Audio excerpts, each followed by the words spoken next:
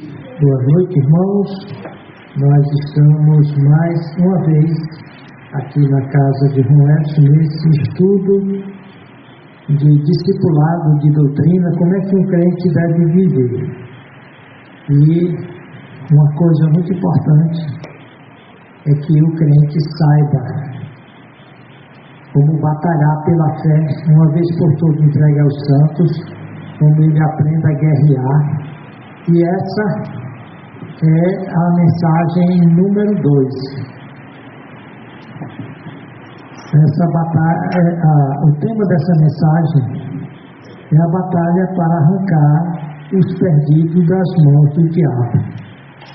O diabo, quando ele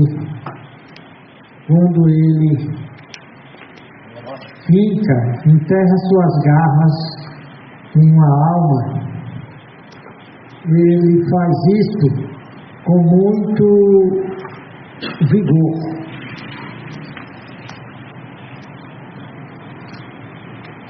Ele faz isso com muita determinação. E essa alma não sai facilmente das mãos dele.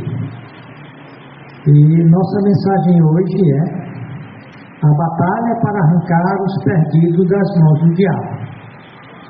Das garras cabeludas, trevosas, malignas dele. O texto que eu gostaria de ler hoje para vocês, eu coloquei aqui, os versos principais são os versos 17 a 18, mas eu vou ler até do verso 12 ao 20, porque aqui você tem a conversão de Paulo. A Bíblia todinha manda que o crente aprenda a resistir a Satanás, que ele aprenda a guerrear, que ele não desconheça a maneira como o diabo prende as pessoas, engana, seduz. Então, o crente tem de lutar para defender-se a si mesmo, sua família, sua casa, e a sua maior missão na terra é pregar o Evangelho, é evangelizar. E evangelizar tem várias conotações. Pregar o Evangelho é libertar uma alma dos seus vícios, dos seus pecados, mas principalmente libertar essa alma das garras dos demônios. Olha o que o texto diz em Atos 26, 17 a 18. Desculpem. Sobre o que? Indo então, Paulo está dando o testemunho dele, como foi que ele se converteu. Ele que era inimigo do Evangelho, que estava nas garras do diabo, como foi que Jesus o tirou. E que missão Jesus deu a ele, que é a mesma para todo crente.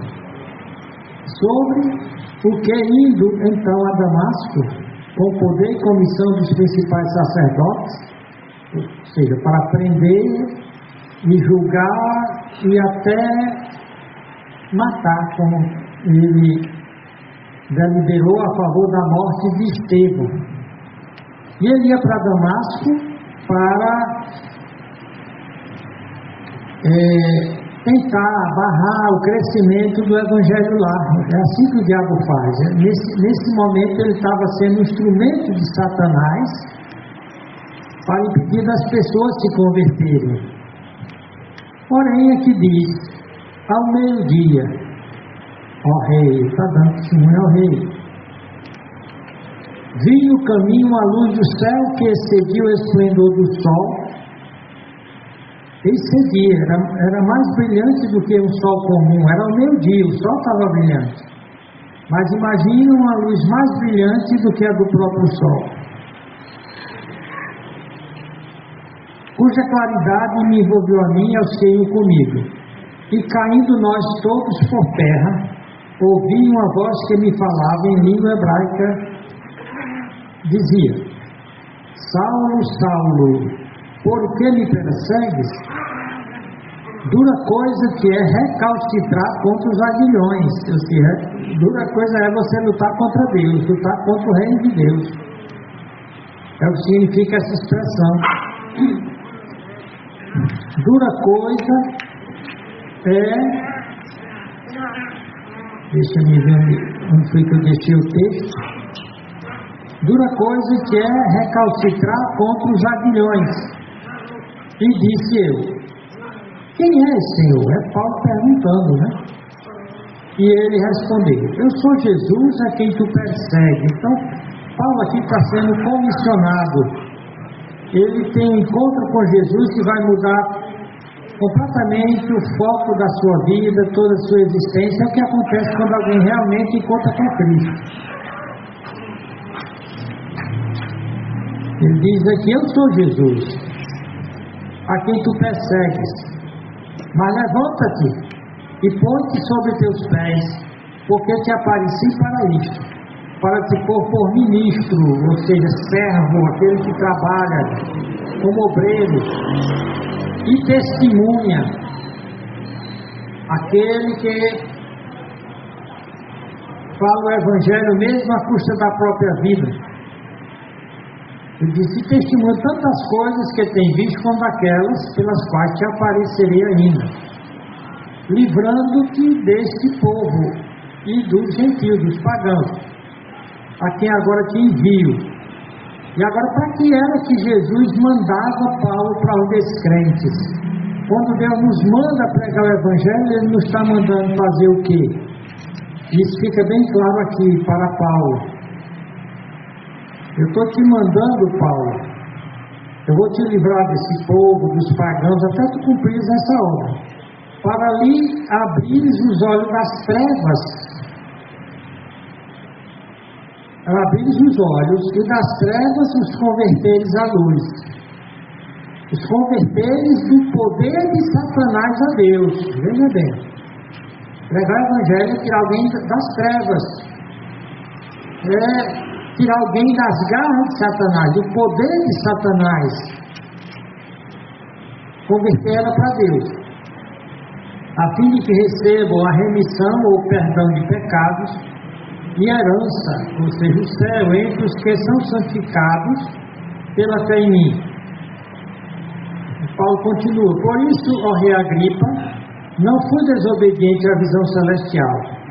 Antes anunciei. O que era que Paulo anunciava? Qual era a mensagem dele? Para libertar alguém do diabo, arrancar os perdidos das mãos do diabo. Era esse exorcismo barato, cópia dos filmes de Hollywood, de bater papo com o diabo, de se agarrar com o endemoniado, de dizer expressões do tipo queima, sai. Olha o que ele diz aqui: por isso, ó rei Agripa, não fui desobediente à visão celestial. Antes anunciei primeiramente aos que estão em Damasco. Ele se converteu ali, ele começou imediatamente no lugar onde ele estava, começou a pregar o Evangelho. E em Jerusalém, segundo lugar para onde ele foi, e por toda a terra da Judéia, e aos gentios, ou seja, pelo resto do mundo, os pagãos, o mundo pagão. E o que é que ele anunciava em toda parte onde ele ia? Para libertar, arrancar as pessoas do poder de Satanás, para que se arrependessem dos seus pecados. O que escraviza o homem é o pecado. A escravidão do diabo vem em segundo lugar. Se a pessoa se libertar do pecado, o diabo não vai ter mais poder sobre ela. Primeiramente, libertar do pecado, se arrependessem, no caso do pecado, e se convertessem a Deus, da meia volta, voltassem para Deus, fazendo obras dignas de arrependimento. Olha o que ele diz aí: como é que se tira alguém das garras da mão de Satanás? Abrindo os olhos dela com a pregação do Evangelho. É o único jeito dela sair das trevas, e assim ela poderá ser liberta do poder de Satanás, porque conhecereis a verdade vos libertará. E então diz aqui: a fim que recebam a remissão, o perdão dos pecados e a herança, ou seja, o céu, entre os santificados pela fé em mim. Todo crente foi chamado para isso, para ser o agente ativo de Deus, para que as pessoas tenham a coisa mais, vamos dizer assim, maravilhosa, gloriosa que existe, é o perdão dos pecados e sorte entre os que são santificados, herança celestial. Por isso que quando nós vamos pregar o Evangelho, nós vamos enfrentar as trevas. As trevas é tudo que é ruim, as trevas é uma metáfora para o mal. Já que a luz é uma metáfora, uma figura do bem, as trevas é uma metáfora para o mal. Então nós vamos entrar no reino das trevas, que a Bíblia chama de mundo tenebroso, governado por Satanás. Em Marcos 13:27, o Senhor Jesus Cristo disse: ninguém pode roubar os bens do valente, entrando em sua casa, se primeiro não amarrar o valente, e então roubará a sua casa. Ele está dizendo que esse mundo aqui é casa do diabo, lembra aqui? O diabo é príncipe desse mundo. E o diabo é o Deus desse mundo. E quando nós estamos indo pregar o Evangelho, nós estamos indo enfrentar um ser que aqui chama de valente. Jesus chama de valente, ele é poderoso. Então nós não podemos ir, ele vem com canhão e a gente ir de baladeira, com rituaizinho, com palavras patéticas. A única palavra que pode libertar um pecador é o Evangelho, que é o poder de Deus para a salvação. Nós vimos que essas pessoas são escravas dele. O apóstolo Paulo diz: mas se ainda o nosso Evangelho está encoberto, para os que se perdem está encoberto, os quais o Deus deste século, deste mundo, Jesus chama ele de valente, de príncipe desse mundo, e o apóstolo Paulo está chamando ele aqui de Deus desse século, Deus com letra minúscula. Ele é servido pelo homem descrente, perdido e pagão como se fosse um Deus. Então, a rigor, em resumo, os pagãos têm muitos deuses, mas o chefe de todos os deuses pagãos é o próprio demônio, nos quais o Deus deste século cegou o entendimento dos incrédulos, para que lhes não resplandeçam a luz do Evangelho, da glória de Deus, que é a imagem de Deus. Então, quando nós estamos indo para os descrentes, nós estamos declarando guerra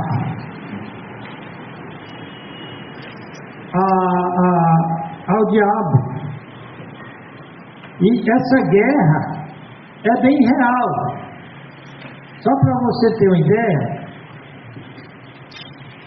em Gálatas 5:1-3 diz: graças a vós e a paz da parte de Deus, Pai, do nosso Senhor Jesus Cristo, o qual se deu a si mesmo pelos nossos pecados, para nos livrar do presente século mal, ou seja, da era maligna, desse mundo maligno, desse mundo dominado pelo poderoso.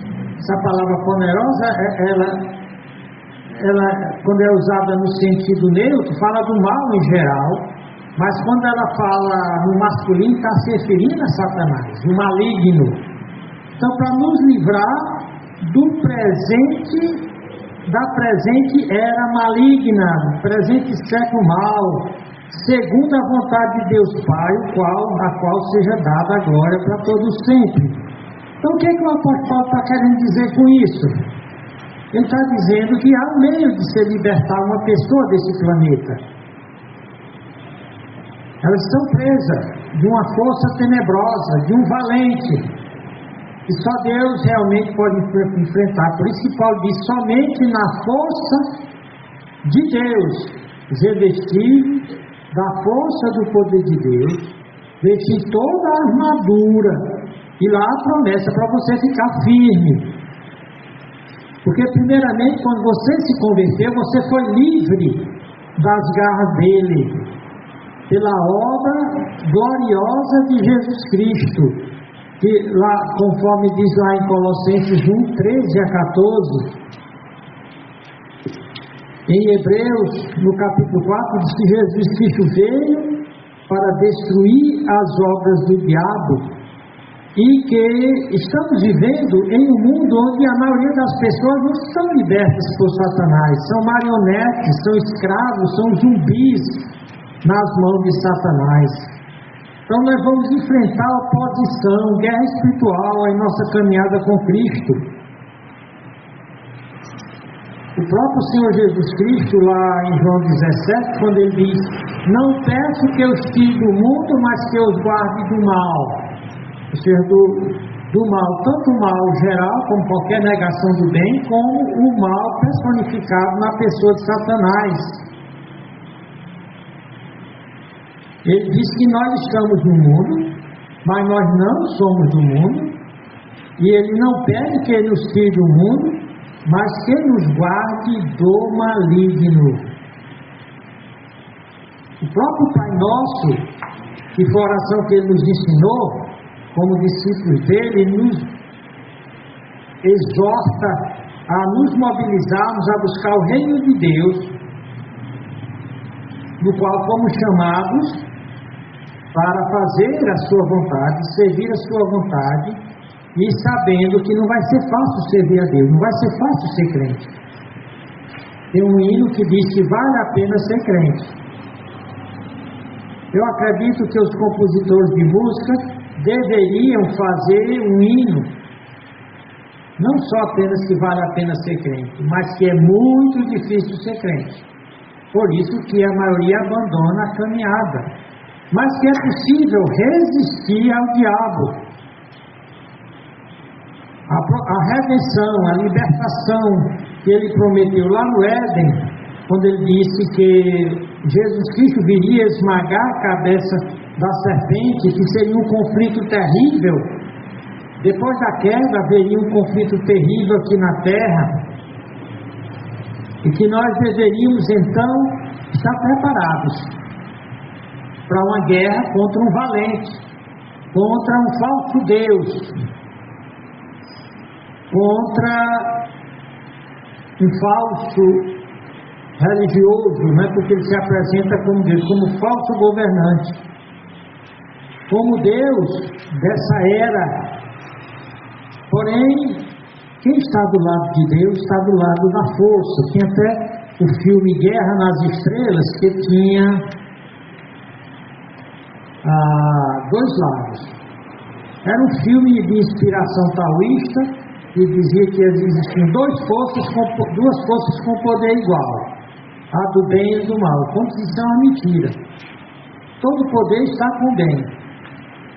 Por enquanto o mal está usando indevidamente o mal. Mas lá falava da força. Eram duas forças se digladiando, se conflitando. Um lado são dois exércitos. Ou você está num, ou você está no outro. Ou você está no exército do valente, do governante desse mundo, do Deus dessa era maligna, ou você está do lado de Jesus Cristo, o Rei dos Reis, o eterno Filho de Deus, que assumiu uma humanidade verdadeira e plena, para que ele pudesse travar essa guerra pela nossa libertação e destruir as obras do diabo. E como é então que nós vamos vencer essa guerra? Parece que nós estamos estudando. Como na primeira mensagem foi como crente não deixar o diabo destruir a vida dele. Não pode mais tomar sua salvação, mas ele pode arruinar muita coisa na sua vida. Nós estamos vendo muitos crentes derrotados, muitos crentes que fazem o que lá em Efésios 4 proíbe o crente, dá lugar ao diabo, e ao dar lugar ao diabo é tudo o que ele quer. A Bíblia diz como é que nós devemos enfrentar. Nós já estamos nessa guerra espiritual, não é questão de escolher se eu vou ficar ou não. Quando eu aceitei Cristo, eu fui alistado no exército de Cristo. E Cristo diz para nós, fala da nossa missão. Ele diz: toda autoridade foi me dada no céu e na terra. Portanto, ide e fazer discípulos de todas as nações, ensinando-as a guardar todas as coisas Portanto, a maior missão do crente nessa guerra é viver como discípulo, seguindo nos passos de Jesus, tomando a sua cruz e ensinando outras pessoas o caminho do discipulado. E ele diz: toda autoridade me foi dada, o poder está comigo, quem estiver comigo está com o poder. Por isso que Paulo diz que eu posso me revestir na força do poder de Deus. É a maior força e poder que tem no universo. Eu posso permanecer firme, não importa a provação ou tentação. E Pedro diz, esse inimigo é como um leão, lembra? A Bíblia tem várias figuras para ele.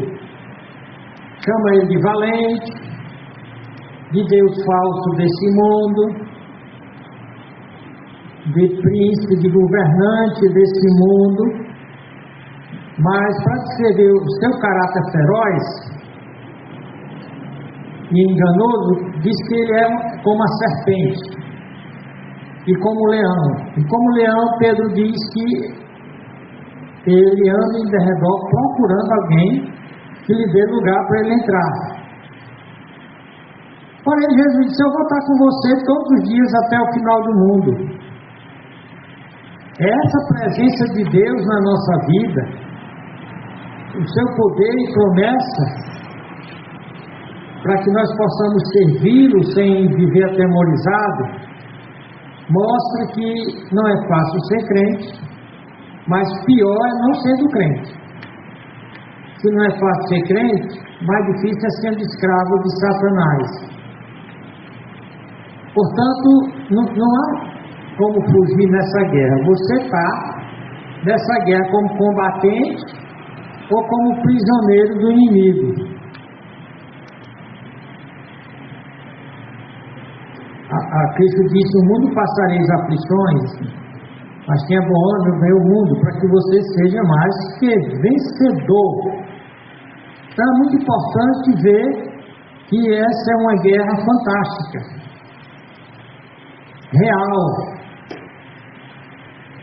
e que ninguém tem a prerrogativa de ficar fora. Ou você faz parte do exército do diabo, ou você faz parte do exército de Jesus Cristo. Ou você faz parte do exército de Jesus Cristo como vitorioso, ou sofrendo derrotas desnecessárias.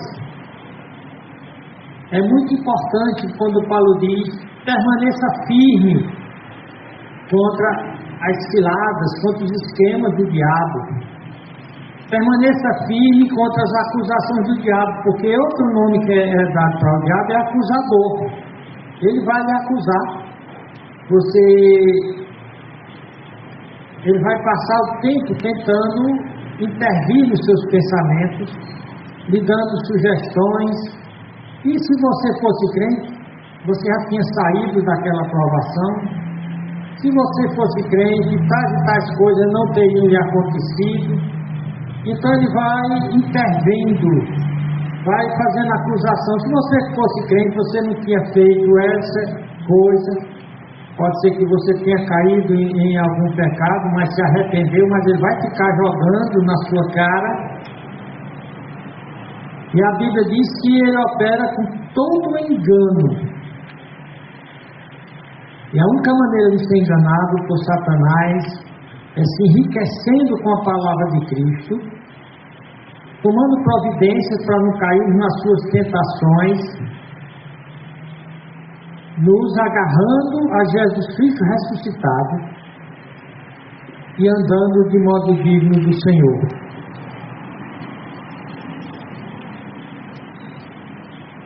Então essa é de fato não só a batalha nossa de cada dia, como é o tema geral dessa série de mensagens, essa é a segunda, mas essa é a batalha da nossa vida. A batalha da nossa vida não é por dinheiro, não é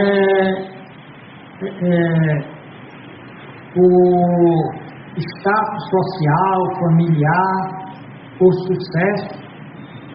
É a batalha da nossa vida. E muitos, aqueles que não têm Cristo, já são dominados de uma forma completa por Satanás. E alguns chamam de possessão demoníaca, mas raramente a gente vê aquele tipo de possessão demoníaca do gadareno. As pessoas já são controladas e dominadas pelo diabo sem se darem conta disso. Como aquela moça que vivia na sociedade, que adivinhava e dava lucro para os seus donos. E quando Paulo começou a pregar o Evangelho, ela viu, ela começou a ser usada por diabo para dar uma mensagem confusa. Então Paulo, naquele momento, expulsa o demônio dela. Mas aquela moça, ela não dava nenhum sinal de uma pessoa possessa no sentido do gadareno. Há muitas formas do diabo possuir alguém. Então, toda a vida nesse mundo é um campo de guerra espiritual. E que o crente é chamado para servir fielmente ao Deus vivo e verdadeiro, como os Tessalonicenses, quando se converteram, deixaram os ídolos, a idolatria, se converteram a Deus. Nós vivemos num mundo em que é dominado por um Deus idólatra, o diabo, e foi desse reino terrível que nós fomos resgatados. E depois de ser resgatado desse império do mal, vem a pergunta: e agora como eu devo viver? Como eu devo adorar? Como eu devo servir a Deus? Como eu devo dirigir as decisões do meu dia a dia? Como eu devo viver como um servo de Cristo? Primeiramente, só se tornou discípulo de Cristo aquela pessoa que compreendeu que somente por Cristo ela foi redimida, ela foi salva pela graça de Deus, que ela foi tirada de uma maneira muito forte da maldição do pecado. Foi preciso um poder tão grande para resgatar o crente da maldição do pecado e do diabo, que diz que é um poder semelhante para ressuscitar a Jesus Cristo, pois que só Jesus Cristo poderia nos libertar e nos capacitar para sermos libertadores. Em 1 João 3,8 diz que ele veio para destruir as obras do diabo. Mateus 12:24-29 ele diz que veio para amarrar Satanás. Em relação ao crente, o diabo está amarrado. Eu venci o mundo para vocês. Ele veio para nos libertar do controle de Satanás. Diz que aquele que realmente é de Cristo, o diabo não lhe toca. Embora pode conversar no ouvido dele. E aí, cara, o jovenzinho, tu vai esperar para fazer sexo com a tua namorada depois de casado? Aí ele disse: é besteira, não é que está todo mundo. Não é todo mundo não. Vi testemunho de jovens recentemente, onde um disse: eu casei com 40 anos virgem. 40 anos. Então, nessa batalha nós já sabemos que Jesus Cristo veio para esmagar a cabeça da serpente, para destruir as obras do diabo, para prender o homem valente, para trazer liberdade aos filhos de Deus que escutam a sua palavra. Conhecereis a verdade vos libertará. Que Ele nos escolheu para essa vida maravilhosa. Mas eu quero continuar lendo alguns textos aqui sobre como arrancar os perdidos das mãos de Satanás. Deixe-me olhar o meu tempo aqui, que eu me importo. Eu posso. Deixe-me só dar uma olhadinha. Tá bom ainda? Isso aqui é muito importante. Isso aqui pode fazer a diferença entre você perder tudo que você ganha como crente, perder as suas bênçãos, embora não perca a sua salvação, e de você ser um crente abençoado e feliz, indo de força em força, sendo conduzido em triunfo por Jesus Cristo. Nós vimos, por exemplo, Paulo dizendo que o nosso Evangelho está encoberto para os que se perdem. Agora, tem muito crente que parece que o Evangelho está encoberto. Ele não vive as verdades do Evangelho. Parece que ele não ama a palavra de Deus. Deus diz: bem-aventurados, felizes e bem-sucedidos que amam a lei do Senhor. Para eles não há tropeço, não há derrota, não há escravidão. Nós sabemos como ele odeia a palavra de Deus. O próprio Cristo diz que a palavra é semeada, mas essa palavra diz aqui: vem logo Satanás e tira a palavra que foi semeada nos seus corações. Então tem crente na igreja que mesmo na hora da pregação, ou a mente dele está voando em outras paragens, ou ele tem a cara de pau de ficar usando o celular. E uns têm ainda a hipocrisia de dizer: não, é que eu estou usando a Bíblia do celular. Eu não recomendo o crente usar a Bíblia do celular na igreja, porque o celular fica todo tempo chamando para outras coisas. O crente deve continuar levando aquele livro de capa preta para a igreja. E na hora que o pastor está pregando, que fala uma referência, ele corre com a maior agilidade possível para ler o texto. O próprio Cristo disse: o diabo tira-lhe do coração a palavra para que não se salvem crendo. Se eu quero tirar alguém das garras de Satanás, eu devo providenciar um jeito dele ouvir a palavra de Deus. Em Hebreus 12:14 disse: visto como os filhos participam de carne e sangue, também ele, Cristo, participou das mesmas coisas, para que pela morte, a morte de Cristo exclusivamente, é ela que aniquilasse o que tinha o império da morte, isso é o diabo, e livrasse todos que, com medo da morte, estavam por toda a vida sujeitos à servidão. A coisa é assim: quem não tem Cristo, toda a vida dele, ele terá o pé de Satanás no pescoço dele. A pata de Satanás enterrada na sua alma. E para onde ele for e se contorcer, quanto mais ele se contorce, mais essas garras entram e doem.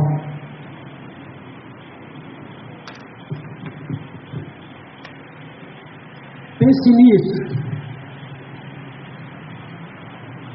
Portanto, em Lucas 11:23 mostra a importância dessa guerra de acordo com a cosmovisão divina. Existe o reino de Deus, que é um reino por direito, que é um reino próprio, legal, e existe o falso reino, um falso governo no universo, que o homem passou a Satanás quando caiu lá no Jardim do Éden. Então esse reino existe aqui, Jesus Cristo falou dele. Tanto que quando Jesus Cristo estava aqui, ele começou a permitir que os demônios se manifestassem, para que ele mostrasse esses dois reinos de uma forma bem clara. Mas, você nota, o diabo tentou falsificar a obra de Cristo, e Cristo vinha para libertar os cativos, como diz lá na profecia de Isaías. Mas o diabo disse: não, ele faz isso pela obra do diabo, porque você sabe que no espiritismo afro, que se espalhou pelo mundo todo, e até o espiritismo kardecista, eles falam de libertar a pessoa. O kardecismo fala de desobsessão.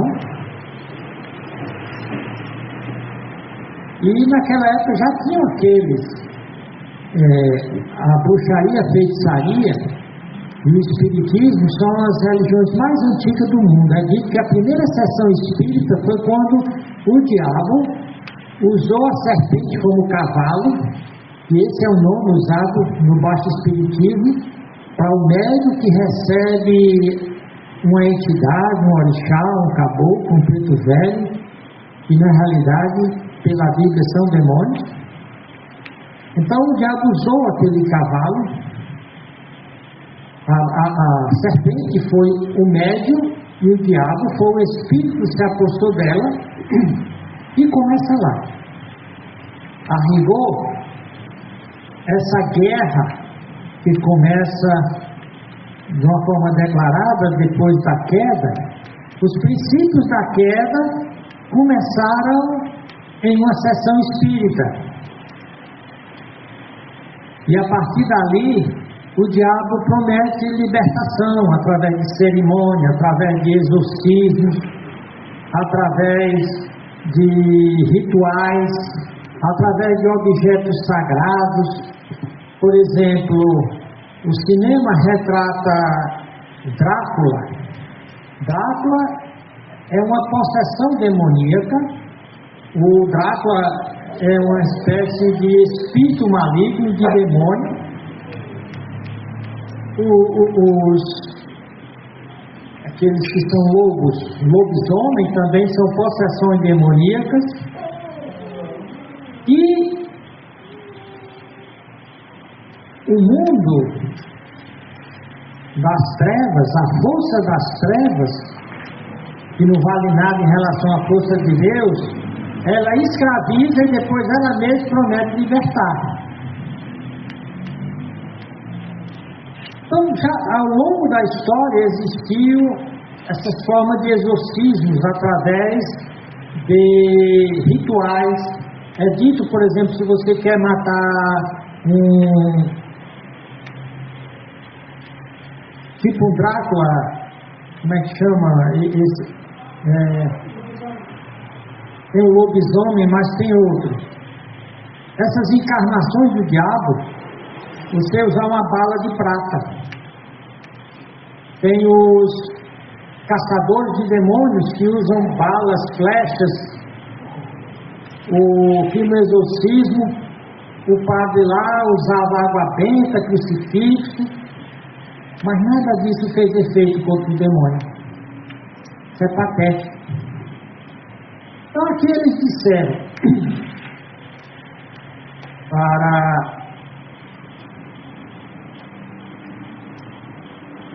deixa-me ver aqui o texto. Jesus Cristo, para mostrar a realidade desse conflito, ele diz: mas alguns deles diziam, esse Jesus de Nazaré expulsa os demônios por Beelzebul, príncipe dos demônios. E outros, tentando, pediam-lhe um sinal do céu, um milagre. Mas conhecendo ele os seus pensamentos, disse: todo reino dividido contra si mesmo será assolado, e uma casa dividida contra a própria casa cairá. E se também Satanás está dividido contra si mesmo, como subsistirá o seu reino? Pois dizeis que eu expulso demônios por Beelzebul, ou seja, pelo demônio, pelo diabo. O diabo não ia expulsar ele mesmo. E se eu expulso os demônios por Beelzebul, por quem expulsam vossos filhos? Eles, pois, serão os vossos juízes. Mas se eu expulso os demônios pelo dedo de Deus, então Jesus Cristo mostra que há realmente possessão demoníaca e que ele expulsava demônios. As ciências humanas, sociais, psicológicas e psiquiátricas tentam atribuir a possessão demoníaca apenas a problemas psicológicos, neurológicos. Há problemas psicológicos, neurológicos, mas há casos de possessão demoníacas que eu mesmo tive de enfrentar. Então ele diz: e se eu expulso os demônios por Beelzebul? Sim, agora aqui. Mas se eu expulso os demônios pelo dedo de Deus, a força de Deus, certamente a vós é chegado o reino de Deus. Então, o reino de Deus está aqui na terra. O dedo de Deus continua operando. Deus não precisa nem usar o punho, ele só basta usar o dedo contra o império do mal. Mas quando o valente guarda, veja, para o sentinela o diabo como um valente guarda, armada a sua casa, em segurança, está tudo quanto tem. Mas sobrevive o outro mais valente do que ele. Está dizendo aqui que o diabo é forte, mas tem outro que é mais forte do que ele. Não é só forte, é onipotente. E vencendo-lhe, tira toda a sua armadura em que confiava e reparte os seus despojos. Foi isso que Cristo fez. A Bíblia disse que ele despojou o diabo. Nós vimos na última mensagem. Ele despojou o diabo, derrotou e os expôs ao ridículo de todo o universo.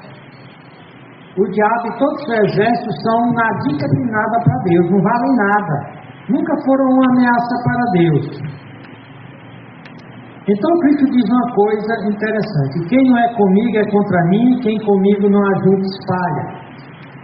O Espiritismo, por exemplo, diz que tem um Espiritismo cristão que mistura cristianismo e as revelações dos Espíritos. Vezes Cristo deixa claro que eles não têm nada com Deus.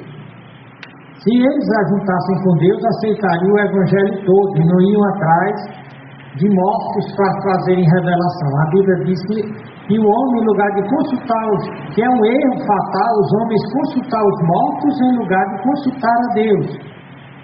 Então Cristo é claro: quem não é comigo é contra mim, e quem comigo não ajunta espalha. Então não pode haver envolvimento com nada das trevas. Então Cristo dá um exemplo de como é que o demônio opera. Diz aqui, quando o espírito imundo, que é um demônio, e quando ele diz aqui o pneuma, a palavra espírito aqui está se referindo ao demônio imundo, aquele que é abjeto, nojento, que se deleita no que é perverso, asqueroso. Diz que quando o espírito imundo tem saído do homem, anda por lugares secos, buscando repouso, e não achando diz: tornarei para a minha casa. Então, o corpo de uma pessoa pode ser uma casa para Deus ou uma casa para o demônio. Aqui é apenas uma reforma religiosa. O cara passou a resistir, deixou de beber, deixou de fumar, deixou de se drogar, deixou de fazer perversidade, mas ele não se converteu. Se ele não se converteu, o valente ainda tem poder sobre ele, ainda tem direitos como governante desse mundo. Ele diz aqui: eu vou tornar para a minha casa de onde saí. E chegando, achando a barriga adornada, e é reforma religiosa. O cara varreu muitos hábitos errados, tanto que alguém diz: não é preciso ser crente para deixar de fumar, para deixar de beber, para deixar de farrear, de fazer o mal. Eu posso me tornar uma pessoa boa sem ser crente. Posso tornar uma pessoa boa moralmente, especialmente aos olhos do homem. Aos olhos de Deus, continua sendo imundo, porque o próprio homem não sabe avaliar as consequências de seu próprio mal. Mas esse carinha aqui, ele conseguiu fazer uma reforma moral através da filosofia, através das religiões humanistas, e passou a ter uma vida de uma moral ilibada, de uma moral onde as pessoas diziam: olha, que fulano ali é um cidadão de bem. Porém, ele não passou para o reino de Cristo. Ele não se entregou realmente a Jesus Cristo. Ele não foi liberto nem perdoado por Cristo. E chegando à casa, acha a barriga adornada. Então vai e leva consigo outros 7 espíritos piores. Lembra? Todo demônio, ele já foi chamado aqui de espírito imundo, de bicho ruim. Ele vai atrás de 7 piores do que ele. Piores do que ele. E entrando, habitam ali. E diz: o último estado desse homem é pior do que o primeiro. Ou seja, todo dia tem gente aí caindo no desespero, se suicidando socialmente, no sentido, vai morar em um lugar completamente isolado, se suicidando espiritualmente, não vai mais para nenhuma igreja, e finalmente ele se suicida fisicamente. O último estado é pior que o primeiro. Portanto, ou eu estou batalhando, ou eu estou apanhando. Se o crente não decidir batalhar, ele vai para a pena. Tanto que o apóstolo Paulo diz: no demais, irmãos meus, fortalecei-vos no Senhor e na força do seu poder. Revestidos de toda a armadura de Deus, para que possais estar firmes contra as astutas ciladas do diabo. Porque não temos que lutar contra a carne e o sangue, mas sim contra os principados demoníacos, contra as potestades, as autoridades hierárquicas, do reino do diabo, contra os príncipes das trevas desse século, esse mundo governado pelo diabo. Que a Bíblia diz que é um mundo de trevas, é uma esfera maligna, imunda. Diz aqui, contra as hostes, os exércitos espirituais da maldade nos lugares celestiais. Então, como é que eu vou me defender disso? O nosso tempo nós vamos deixar para ver as partes da armadura de Deus na próxima sexta, mas aqui diz: portanto, assim tomai toda a armadura de Deus. É uma coleção de armas que Deus colocou à disposição do crente para enfrentar o valente. O soldado que vai para a guerra sem armas, sem proteção, vai apanhar, vai ser capturado e morto. Portanto, tomai toda a armadura de Deus, para que possais resistir no dia mau, e havendo feito tudo, ficar firmes. Aqui diz que eu posso enfrentar tudo e ficar firme, sem cair, eu posso resistir o diabo. Aí no versículo 14 diz: estai pois firmes, porque é possível, tendo cingido os vossos lombos com a verdade, e vestido a couraça da justiça, e calçado os pés na preparação do evangelho da paz, tomando sobretudo o escudo da fé, no qual podereis apagar as flechas, os dardos inflamados do maligno, do poderoso. Aqui está no masculino, quando fala essa era maligna, esse aeon poderoso, está se referindo ao mal genérico. Aqui está se referindo ao mal personificado nesse ser maligno. Ele vai lançar flechas contra nós. Diz: tomai também o capacete da salvação e a espada do Espírito, que é a palavra de Deus. E aqui então o apóstolo Paulo diz: como é que deve ser usado como deve ser usada essa armadura? Orando em todo o tempo, com toda a oração e súplica. O meu neto acho que ele saiu hoje da UTI, estava com mais de uma semana que estava na UTI, meu netinho de 9 meses. Ontem eu e a Carmita fomos visitá-lo. Eu achei tão debilitado, com aquelas sondas, uma entrando pelo orifício do nariz para ele receber ar, e a outra sonda entrando no outro orifício para ele receber comida, e ele só tem 9 meses. E no braço, uma agulha lá para receber medicamentos, e eu vi na hora lá que a enfermeira tentou colocar um novo medicamento, a agulha saiu e ela furou várias vezes, o bichinho chorando, o pai segurando na cabeça e eu segurando o pai só segurando na mãozinha dele, porque ele tem uma coragem incrível, ele não se revoltava, mas ele dizia que estava doendo, ele chorava e esticava a perninha, e eu massageava a perna dele, e eu vi que ele estava ficando cansado. Então, à noite mesmo, acho que era umas 10 para 11 horas da noite, eu convoquei toda a igreja a fazer um jejum comunitário. Tipo aquele que a rainha Esté, quando o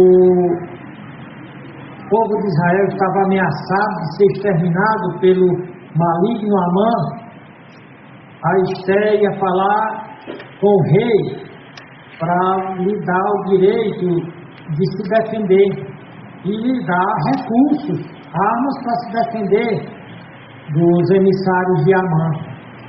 Mas ela não sabia se o rei ia atendê-la. Então ela, com essa causa, ela convoca todos os judeus para orarem e jejuarem para que o rei Assuero fosse favorável à causa dela. Então é como se fosse uma convocação de um tempo de oração e jejum comunitário. Então ontem à noite os irmãos todos reagiram positivamente. Hoje todo mundo que soube do jejum, jejuou até meio-dia. Eu e Carmita fomos até às 6 horas. E hoje nós já vimos resposta. Ele já saiu da UTI, né, Carmita? Só para tirar o aparelho. Ele está perto. Mas já houve uma melhora grande. Então, irmãos, aqui Paulo diz, orando em todo o tempo, com toda oração. Toda oração, porque tem vários tipos de oração. Tem a oração petição, que é por mim. Tem a oração intercessão, que é pelos outros. Tem a oração de súplica, que é aquela que eu ponho o joelho no chão e choro e clamo diante de Deus. Tem a oração de ações de graça, quando eu volto. E a oração de ação de graça é quando eu volto para agradecer, então toda oração e súplica. Oração de louvor só para glorificar a Deus, então isso com toda oração e súplica. Oração de petição, de intercessão, de louvor, de ações de graças, de clamor, que é a da súplica, orando em todo o tempo, com toda oração e súplica no Espírito, e vigiando nisto, com toda perseverança. É preciso vigiar. E perseverança, não desistindo, não amolecendo, tem de bom ânimo, eu venci o mundo. E perseverança, e súplica por todos os santos. E por mim, para que me seja dada no abrir da minha boca a palavra com confiança para fazer notório o mistério do Evangelho. Então vou pedir que a irmã Carmita encerre esse tempo orando pela nossa batalha em favor do Levi e pela batalha que ele está travando como um bebê lá naquela UTI.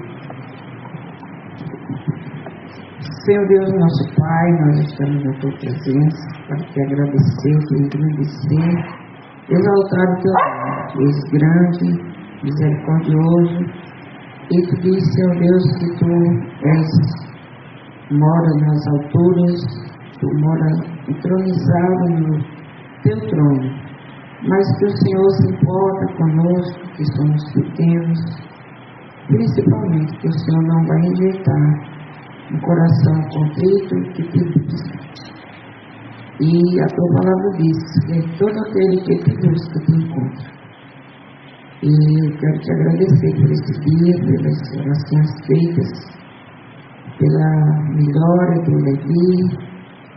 Cremos, Senhor Deus, que o Senhor há de completar a obra, boa obra que o Senhor começou. Pedimos uma boa noite de sono. Pedimos pelos seus pais que estão lá no hospital, reservando o horário. E por essa noite, pela Beca que vai estar lá no hospital, pelos enfermeiros. Pedimos, Senhor Deus, a tua unção, pedimos o teu cuidado. Pedimos, Senhor Deus, que o Senhor possa restaurar completamente. E que ele possa ser um homem que vai te engrandecer, que vai te louvar, que vai, Senhor Deus, te servir. E é o coração dele, Senhor Deus, que o Senhor está preparando, já desde pequeno. Eu creio que o Senhor tem uma grande obra na vida dele. Mas eu te oro, eu te agradeço. Em nome santo do Senhor Jesus. Amém. Muito bem, eu falei aqui no Drácula e esqueci da categoria que ele pertencia, conforme o mundo qualifica, vampiro. que todo vampiro é tipo a encarnação do demônio, de um demônio. Os lobos maus, os lobisomens são encarnações do demônio. Isso é na ficção, na invenção dos homens, nas histórias, nos romances. Porém, no mundo existem muitos vampiros, muitos lobisomens. A Bíblia diz que a nossa luta não é contra carne e sangue, mas contra os demônios operando através desses vampiros, que eles vivem para roubar a vida. Eles vivem para sugar as energias das pessoas, os recursos. E a arma contra eles não é bala de prata não, viu? Não é água benta não. É vida, primeiramente, entregar a vida para Jesus. Viver no poder da cruz, do sangue de Cristo, no poder do Espírito Santo. Tendo bom ânimo, tenham coragem, que o Senhor Jesus diz, tenham coragem, porque eu venci o mundo para vocês. Eu conduzo a vocês em triunfo, por isso vocês serão sempre mais que vencedores. Nós lutamos não por uma mera vitória de uma batalha, mas pela vitória completa da guerra. Amém, meus irmãos? Boa noite.